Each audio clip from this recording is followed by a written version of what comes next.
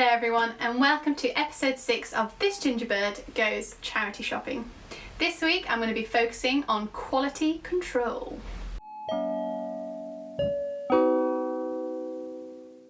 So quality control, what is it?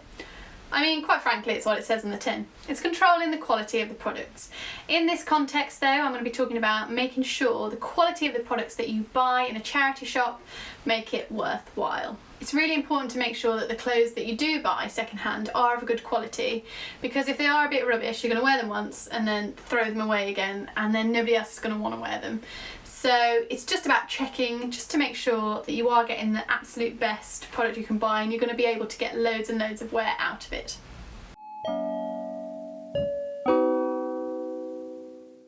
So the first thing you need to look at is the fabric composition. Fabric compositions are written on the care labels, which for most modern clothing is on the inside seam, usually on the left, but can sometimes randomly be on the right. If it's more vintage style or older clothing, you'll find it in the back neck. Usually natural fibres are more hardy, so that's things like your cottons and your linens and wools. They are generally a bit more hardy, can last a bit longer, can be put through more of a challenge. Then you've got your synthetic fibres, things like acrylics and polyesters.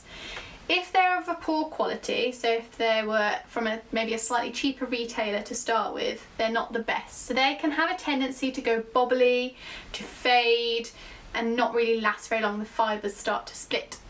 However, those kind of items generally require less ironing and less things like that, so it's much easier to upkeep. Also, any products that have a mix with elastane, generally they will fit a little bit better because they've got a bit of stretch to sit the right way and to fit a bit better. Just remember things like linen, as hard as they are, as great as they are to produce, they are one of the better fabrics in terms of the waste. They have much less in the production.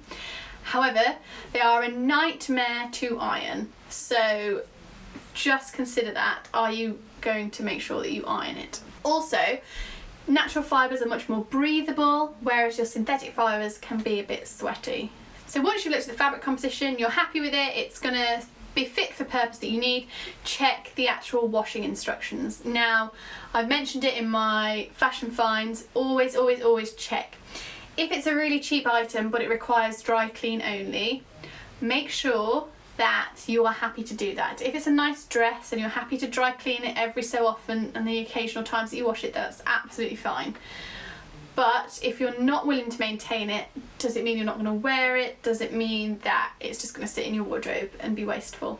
Also, really watch what the actual washing instructions say. If they say wash it at 30, don't wash it at 60, it will probably shrink. Same goes for iron instructions. Make sure you're not ironing it too hot, because you'll end up with a nice iron print in a lovely silk shirt that you really liked.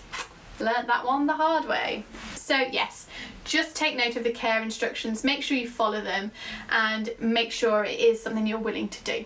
And then finally, check the garment all over. Are there any marks on it? Is it a mark? If it's a pen mark or a biro mark, you can probably get that out. If it looks like it was made by a Sharpie, that's not going anywhere. So is it something that you can get rid of?